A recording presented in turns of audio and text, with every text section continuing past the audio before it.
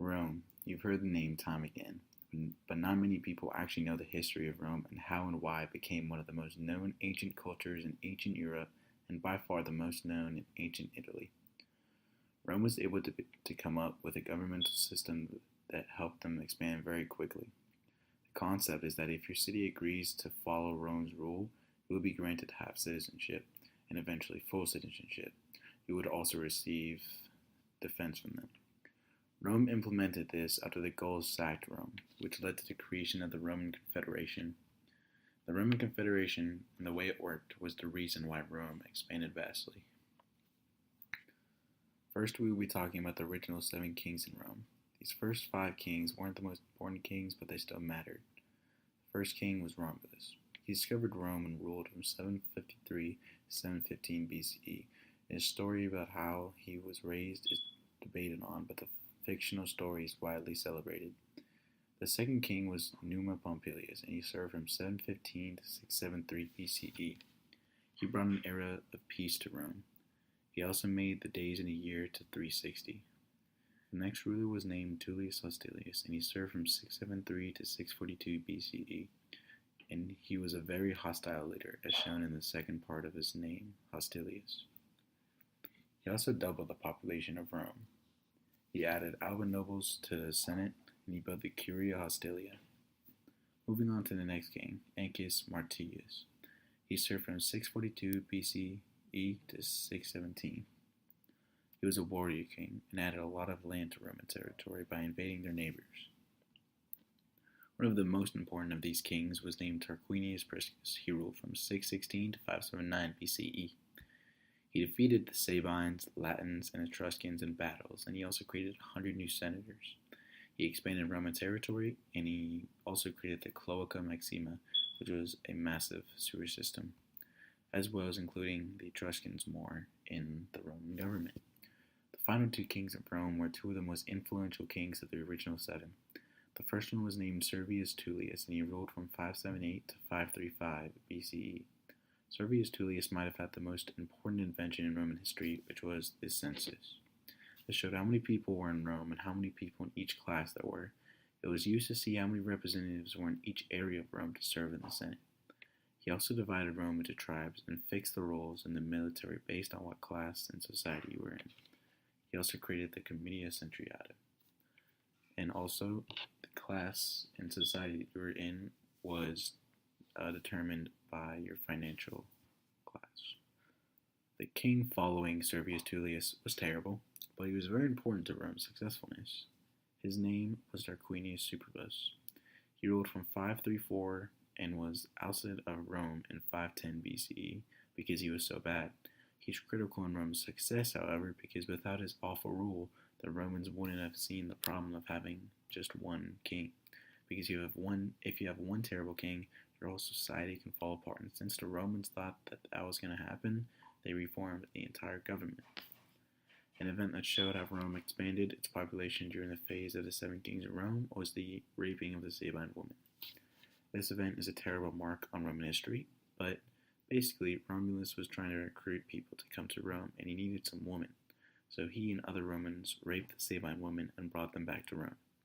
He did this to expand the woman population of Rome so that the reproduction process of the next generation could bring more kids. Obviously a terrible event, but he was successful in expanding the population of Rome. This event doesn't necessarily support our thesis, but it shows how Rome expanded its population during its early phases. The next phase is the phase of the Roman Republic. It was created as a result of Tarquinius Superbus's terrible job as king. It was a new form of government that included more people but excluded the plebeians and favored the patricians for a long time, until later when multiple laws were created to include the plebeians. However, this whole phase of the Roman Republic was really important to Roman expansion because Rome created the Roman Confederation. The Roman Confederation promised half citizenship to the neighboring cities that allied with them.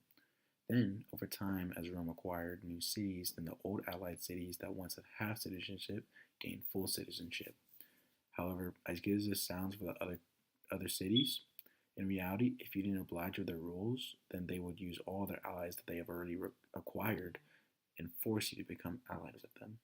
the Roman Confederation is the most important event for growth for the Roman Republic. The Roman Confederation was created in a way that it was always clear that Rome was the leader of the group. The reason why this supports the argument in which Rome expanded because of the creation of the Confederation is this. If they were ever in need for help, the allies that they have gained from the Confederation would help them without question because Rome is their leader. So whoever tried to step up to the Confederation would get shut down because Rome would call all its allies and they would come because Rome is the leader of the group. And whoever that they teamed up on would be leading to another land that the Confederation gains. Rome being the clear leader of the Confederation is proof that the Roman Confederation is the reason for expansion, because if Rome was in a war, and it wasn't clear that the allies had to help Rome if they were asked, then Rome would be way less strong and maybe would lose the war and go down. If there were clear leaders that had control over their allies, they could have had more help and win the war. Our next event, you could call it, to support our thesis is the creation of the half citizenship and full citizenship bonuses for allied citizenship.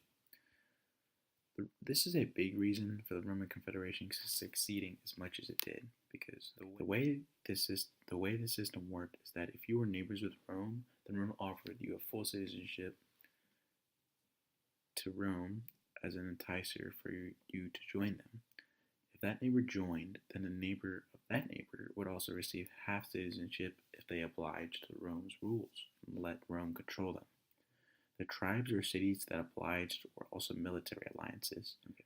So in case, some city didn't want to be under Roman control, well, there were two outcomes. One, they would fear how many allies that the Roman Confederation had, so they would join out of necessity. Or they would get attacked by Rome and its allies, and they would be forced to join. Either way, it never ended well for the brave few who tried to step up to Rome. This system proved that the Confederation is the reason for Roman expansion, because cities were basically forced to join Rome and add to their expansion. The Punic Wars, also known as the Carthaginian Wars, were the three wars between the Roman Republic and the Carthaginian Empire. These wars took place in 264 BC and ended over 100 years later in 146 BCE. The first war was started because of a conflict that these two superpowers had. This conflict was in Messina. Carthage joined forces with the Mamertini to take Sicily. Rome also wanted to take Sicily, but the Carthaginians were already there. You may be thinking, why would Sicily, of all places, be so important to both of these superpowers? Well, the reason is because Rome and Carthage were both expanding toward each other, and Sicily was in the middle of it all. Whoever would be able to obtain Sicily would be able to expand easier. So the Romans stormed on in and kept on throwing in troops until they finally obtained Sicily. In 263 BCE, the Romans marched into Hieron II of Syracuse territory with a large army to make allies and to make peace with him. Then in 260 BCE, Rome ends up building their first large fleet of standard battleships, and they take out a Carthaginian squadron that had better maneuvering capacity, which allowed them to land on Corsica in 259 BCE. But this didn't shake the Carthaginians off of Sicily. In 251 BCE, the Romans finally won a battle against Carthage, and the Romans then stocked up on troops at their base in Lilybaeum. Then, a battle in 249 becomes known as the Battle of Lilybaeum, where Rome wins and makes Carthage pay 3,200 talents of gold, but loses their navy and lots of money in the process. Rome also got Corsica and Sardinia. The First Punic War shows that the Confederation led to expansion because if the Confederation wasn't created, Rome would have no business trying to obtain Sicily. Also, after the First Punic War, which wouldn't have happened if the Confederation was never created, Rome obtained Corsica, Sardinia, and Sicily, of course. They also became allies with Syracuse, which made the Roman Confederation even stronger. The Second Punic War started in 218 BCE and ended in 201 BCE. Hannibal craves revenge against the Romans because of the last Punic War, so he creates a grand plan to take down the Romans. His plan was to take the war to Italy by crossing the Alps so that they could get into Italy without a direct confrontation. The goal was to cross the Alps before winter. Unfortunately, that did not happen, and Hannibal and his men were caught in the snowy mountain, where they lost many troops and some of their war elephants that they brought. He had 20,000 infantry and 6,000 cavalry after crossing the Alps. Hannibal forms an alliance with the Gauls, and they aid him with some troops. At the end of the year, the Romans find Hannibal and attack him with a large army at Trebia. But Hannibal uses his battle tactics to throw off the larger Roman army and achieve victory. The Romans underestimated Hannibal, and that caused them to lose in the Battle of Trebia. The next battle occurs in 217 BCE. This is the Battle of Lake Trasimene, where the Romans lose yet again to the tactical Hannibal. Rome loses both of their consular armies, and both consuls die in this battle, and it ends in 2 days. Fabius Maximus then gets elected as the dictator for Rome. His idea is to chase down Hannibal, but not fight him directly, so that they can gather troops for a large-scale attack, and this was known as Fabian tactics. Later, in 216 BCE, 2 consuls get elected, and they decide to confront Hannibal with almost 80,000 troops, and then they lose all their troops in one battle. This battle is known as the Battle of Cannae, and it is where the most deaths in this entire war happen. Then the Scipio brothers get sent to southern Spain in 216 from Rome, and they conquer it in almost 10 years. Then Rome starts to attack northern Africa, and they start winning many battles along the way. Then finally, in 202 BCE, the final battle, or Battle of Zama, where Carthage finally loses to Rome.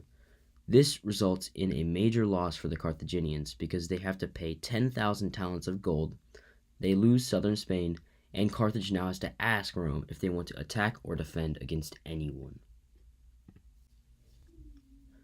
This war shows again how Rome's expansion depends on the Roman Confederation. If the Roman Confederation was never created, the Romans never would have been able to defeat the Carthaginians and never would have been able to conquer southern Spain and have almost complete control over what their rivals could do. This is super important because this leads to Rome having almost complete control over the Mediterranean, allowing them to invade other places. Okay. The Third Punic War lasted from 149 to 146 BCE. The purpose of this war was to help the poor people of Carthage. Before the war started, the rich people of Carthage turned on Hannibal for trying to help the poor instead of the rich. He fled east and hopped from place to place. Eventually, Hannibal was about to be captured by the Romans. Before they could get to him, he took his own life. After this, Carthage economy started to boom, and this scared Rome. Carthage chose to break the peace treaty made after the Second Punic War by declaring war on Numidia. Rome dispatched an army to Carthage and besieged the city for 3 years. The final besieging of Carthage took place when the city of once over 250,000 people was now down to 50,000. The people exited their city walls and begged for mercy. Rome did not give them mercy and murdered and sold people into slavery. They burned the city down and left the war victorious once again. The Third Punic War, though short, shows how the Roman Confederation was the reason for Roman expansion. Carthage declared war on Numidia, but since Numidia was an ally with Rome, Rome went to Carthage and besieged them. Since Rome's army was so strong, the people were either inclined to join Rome or feared Rome so they could join him. Almost nothing could stop the freight train that was Rome. Oh, my bad. The Pyrrhic War was fought between Rome, Tarentum, and the Epirus of Greece. The war lasted from 281 BCE to 275 BCE.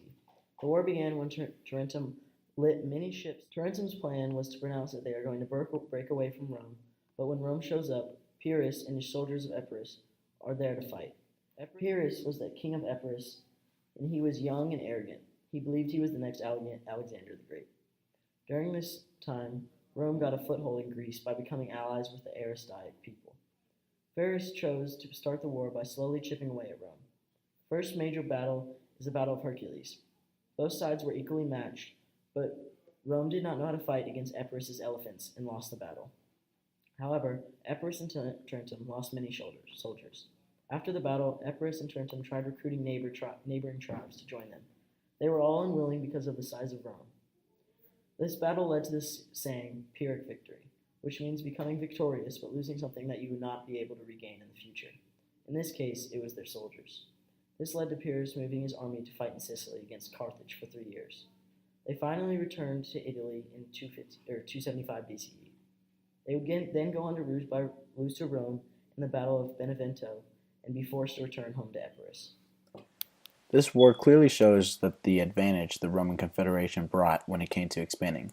Tarentum tried to break away from the Confederation, but since Rome was so big, they couldn't fend them off even with Epirus. After the Battle of Hercules, Epirus and Tarentum tried to find more allies, but the allies feared that the Confederation was so big that it wouldn't even matter. In conclusion, Rome expanded and became a superpower because of its confederation. The confederation instilled fear into many and would force numerous cities to join them out of fear. However, they also were able to gain allies because of what they offered, from being the potential to being a full citizen and having defense from the Romans. The Romans, also being the clear leaders of the confederation, led the cities to believe that they had to do what Rome said, whether it was to help them in a war or follow their rules. The Pyrrhic War is even more support to our claim. Tarentum tried breaking away from Rome, and they said not so fast and used their strength in numbers to eventually beat Epirus and Tarentum. Because though Pyrrhus won some battles, you can't regain your fallen soldiers. The Punic Wars showed us someone who tried to step up to Rome and ended up losing everything because of Rome's military prowess. The Roman Confederation was so strong because of how many allies it had. The Roman Confederation was the literal definition of strength in numbers.